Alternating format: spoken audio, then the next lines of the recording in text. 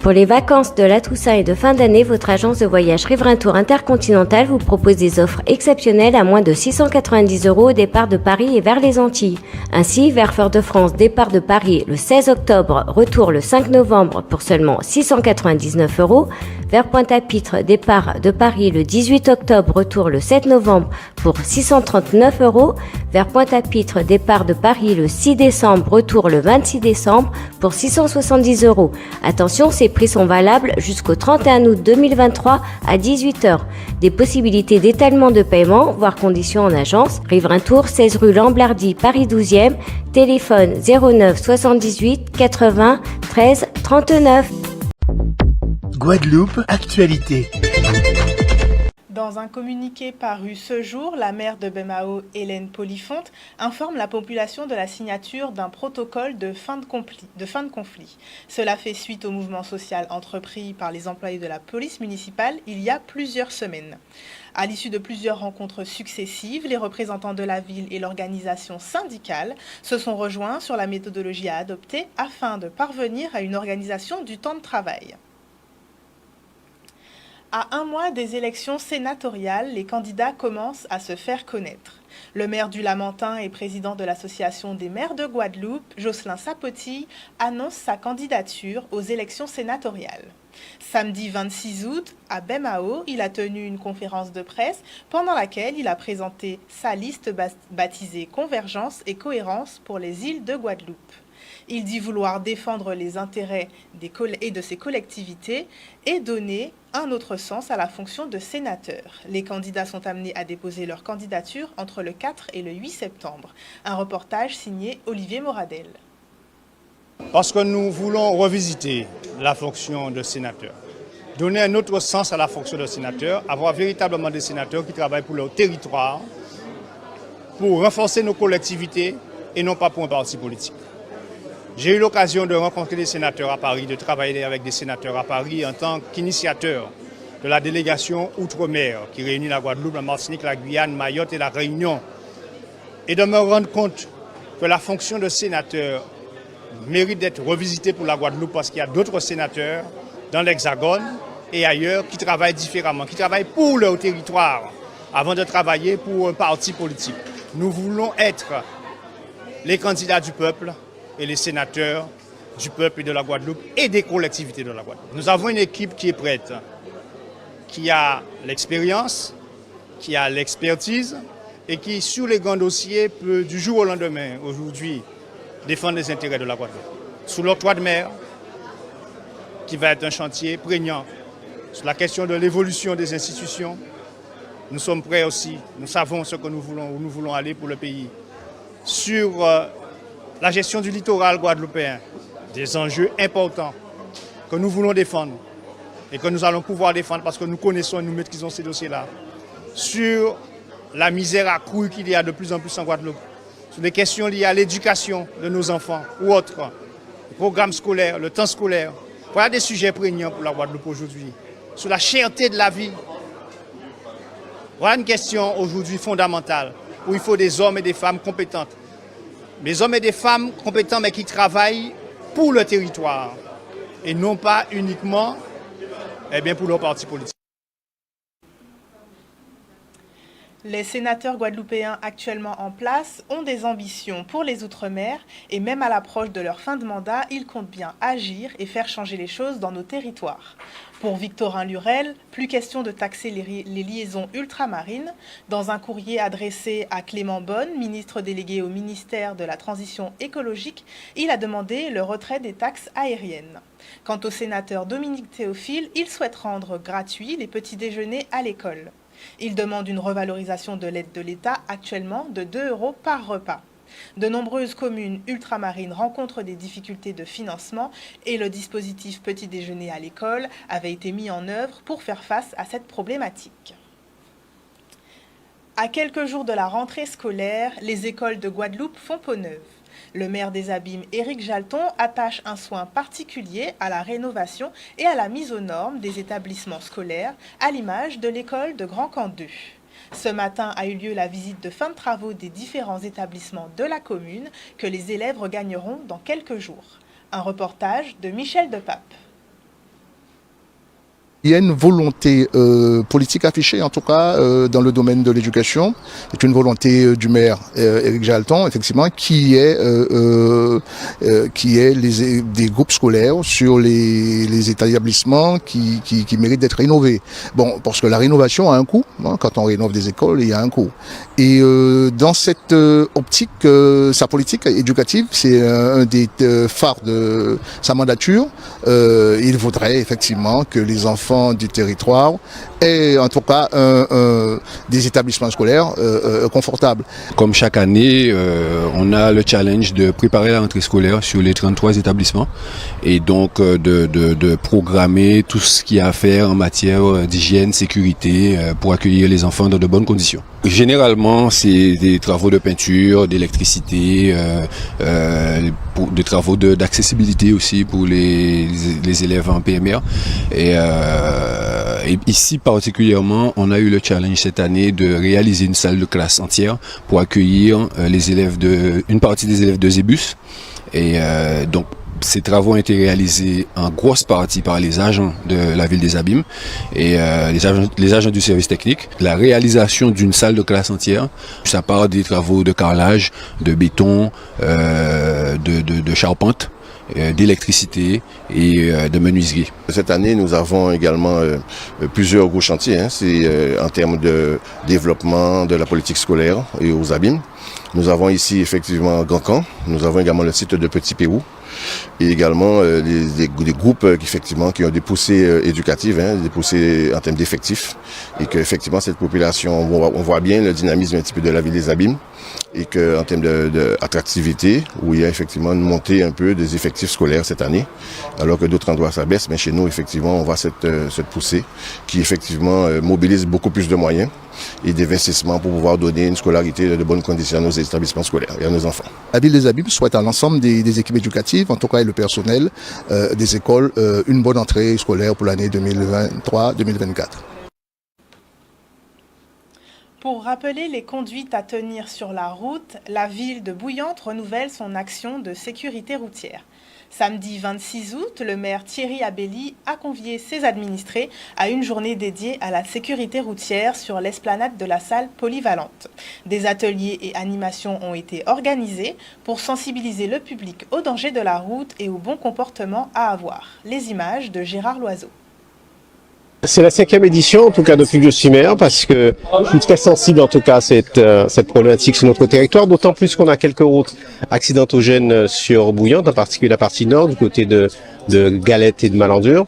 Donc c'est vrai qu'on s'inscrit en tout cas dans cette posture qui consiste à faire de la prévention, à faire de la sensibilisation, pour éviter d'une part les sanctions et surtout éviter les pertes humaines ou les blessures qui changent une vie. Donc chaque année, Bouillante s'inscrit dans cette démarche d'une journée sur la sécurité routière et on remercie en tout cas l'État de nous accompagner dans cette édition et dans l'édition précédente et surtout les éditions à venir. C'est très important d'avoir ce type de manifestation pour rappeler tout d'abord que la route continue de tuer sur la Guadeloupe, 28 tués déjà cette année. Beaucoup d'accidents, beaucoup de personnes blessées, donc c'est au travers de ce type de village qu'on rappelle les bonnes règles de sécurité.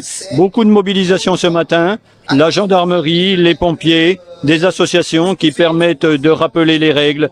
Moins de vitesse, pas d'alcool bien sûr, pas de stupéfiants et donc tout bénéfice à venir sur ces types de villages de sécurité routière. Ce sont des acteurs qui sont au quotidien confrontés à cette problématique de sécurité routière ou de violence routière. Les cyclistes sont souvent victimes des automobilistes. Les intervenants sur la sécurité routière, c'est aussi leur rôle, en tout cas, de volonté de faire de l'information, de faire de la sensibilisation. On a du matériel qui permet de simuler les temps de réaction. Donc ça permet aussi, en tout cas par ces ateliers-là, de mieux faire prendre conscience des dangers, en tout cas quand on est véhiculé, quand on est piéton, quand on conduit, et pour pouvoir bien évidemment adapter notre posture à des conditions qui soient meilleures et qui soient plus acceptables par rapport à la sécurité routière. Clap de fin pour le festival de jazz de la Créole Beach Hotel and Spa. Ce vendredi 25 août a marqué la fin du mois en fait dédié au festival de jazz. Les participants ont pu tout au long du mois d'août découvrir ou redécouvrir un plateau d'artistes avec des surprises à venir. Un reportage de Vianney Valverde.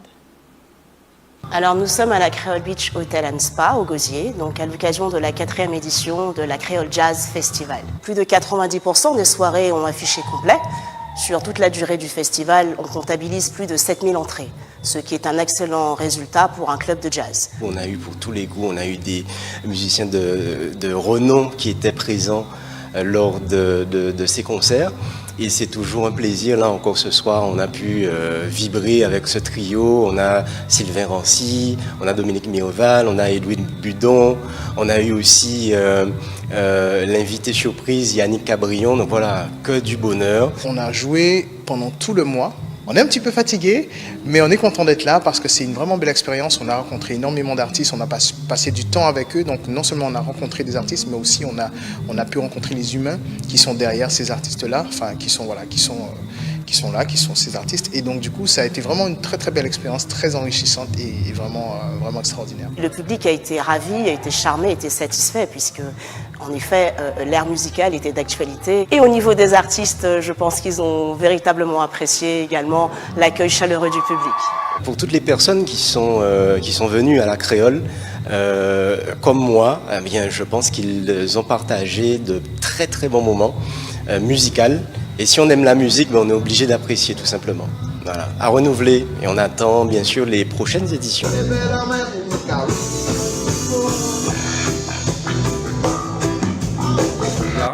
Je regarde. Ce soir, nous recevons Monsieur Philippe Allard, élu en charge de l'éducation à la ville de Capesterre-Belle-Eau. Bonsoir, Monsieur Allard. Bonsoir.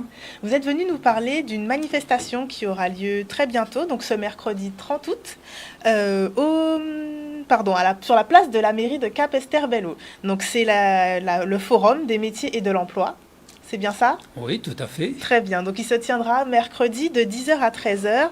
Quel est l'objectif de cette manifestation? Pourquoi l'organiser en cette fin de vacances? Alors, donc, bonsoir déjà à toute la Guadeloupe et surtout aux Capestériens et aux Capestériennes. Et donc, monsieur le maire Jean-Philippe Courtois et le conseil municipal, on a décidé de remettre en place cette deuxième édition du Forum des métiers de l'emploi et de la formation, juste avant la rentrée, effectivement, pour pouvoir présenter les différentes formations et surtout des offres d'emploi concrètes qui vont être faites par nos différents partenaires à cette rentrée qui arrive effectivement la semaine prochaine. Très bien.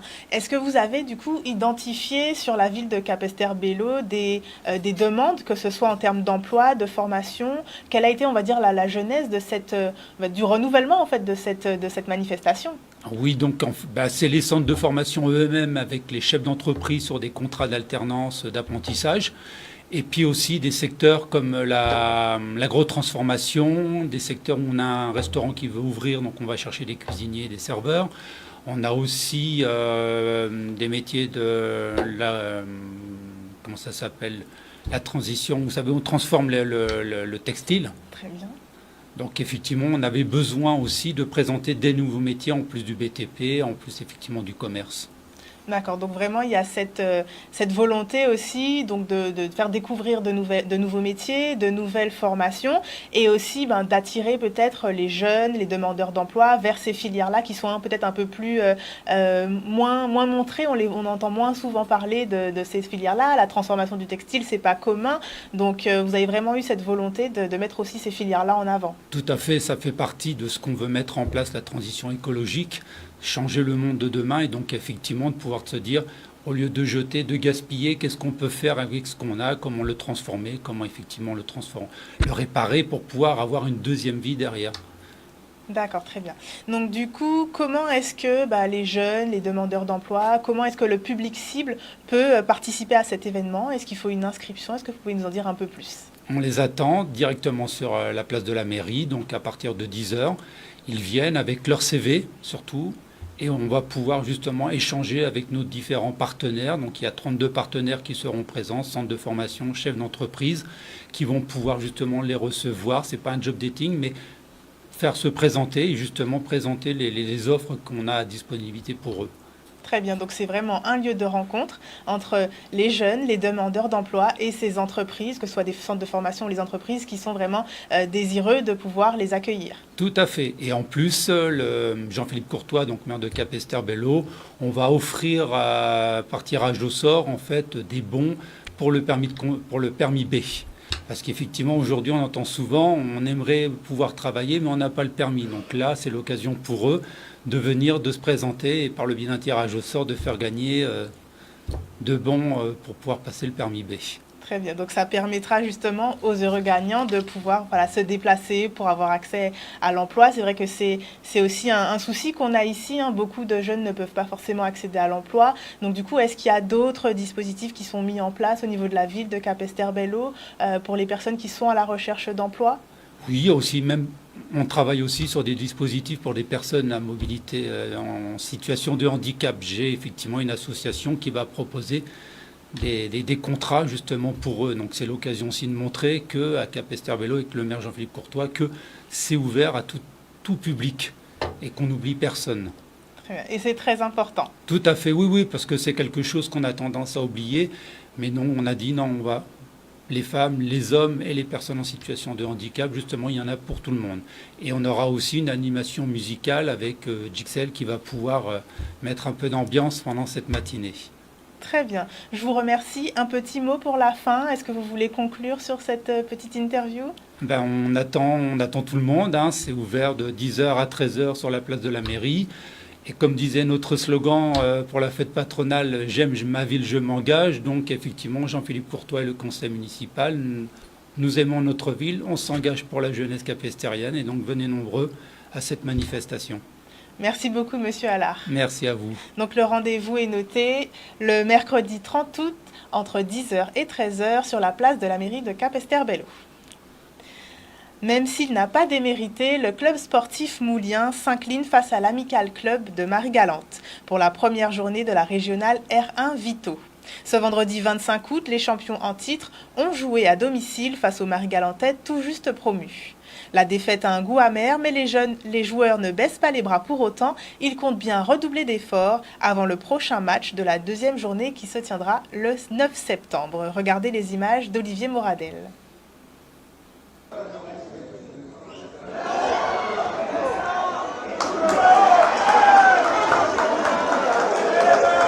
Le premier match, c'est une défaite. C'est vraiment dommage, en plus à domicile. Mais la saison est longue. Je pense qu'on a les moyens de faire quelque chose. On s'est vraiment battu ce soir-là. Donc malheureusement pour nous, c'est pas rentré. Donc Amical a gagné, tant mieux pour eux. Je pense que c'est de bon augure. Ça permet de continuer le travail. Et puis à mettre les joueurs en confiance aussi. Et puis, mais il ne faudrait pas s'arrêter sur cette victoire en fait. Il faut continuer à bosser sérieusement. Pour le moment, ça fait que 4 points. Il manque encore 29 journées. Donc c'est déjà une bonne chose pour la suite. Là, on va continuer à travailler parce qu'on n'est pas encore au top physiquement.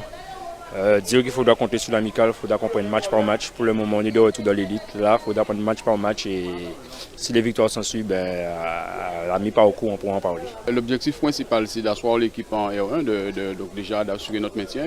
Après, bon, je pense qu'au fur et à mesure qu'on va continuer à progresser, on verra s'il y a d'autres objectifs. Mais l'idée, c'est de déjà se prendre des points pour se sauver assez rapidement. Et puis, je pense qu'au fur et à mesure, l'appétit va venir. Ouais. Je dirais que c'est un manque de réussite. On a plusieurs occasions. C'est vrai que le gardien fait un bon match. Après, on va pas non plus se leurrer sur ça. On a joué au foot. Ça n'a pas voulu rentrer ce soir. Donc, tant pis pour nous. On a su se faire mal. De toute façon, on se le dit. On s'est fait mal et on a racheté cette victoire au bout, 1-0. Félicitations à toute l'équipe et sans oublier mon portier qui a fait un très très bon match. Là, on a fait une bonne entame franchement. On a gagné le premier match. On est sur la bonne voie, on va dire. Du coup, on verra pour le prochain match. Donc voilà. Voilà, et c'est fini. Fini. Victoire pour l'Amical de Marie-Galante sous le score de 1-0. Chez les Gènes, le cyclisme est une affaire de famille. 14 ans après son oncle Martial Gène, vainqueur du Tour cycliste de Guyane 2009, Méving ramène le maillot jaune à la maison. Le coureur guadeloupéen a été accueilli aujourd'hui à l'aéroport régional par sa famille ainsi que tous les supporters venus le féliciter pour sa victoire de la 32e édition du Tour cycliste de Guyane. En remportant la 8e étape Kourou-Makouria, le jeune guadeloupéen s'est emparé du maillot jaune, confirmant ainsi sa montée en puissance. Il s'agit de la deuxième victoire d'un coureur guadeloupéen puisque nous le rappelons, lors de la saison de Tour cyclisme, lors du Tour cycliste de Guadeloupe, Benjamin Leny a également remporté. Écoutez la réaction du vainqueur au micro de Michel Depape.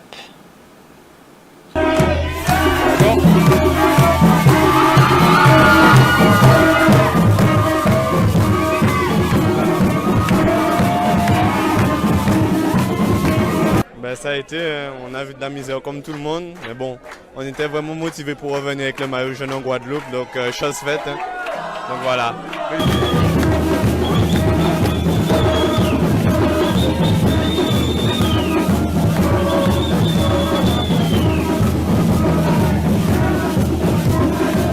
Souffert, mais on a eu un beau vainqueur et les jeunes n'ont pas démérité. Et puis c'est la fête.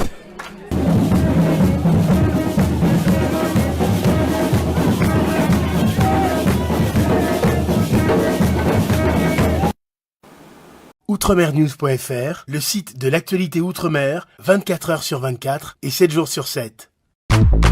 Retrouvez la chaîne Outremer News sur YouTube.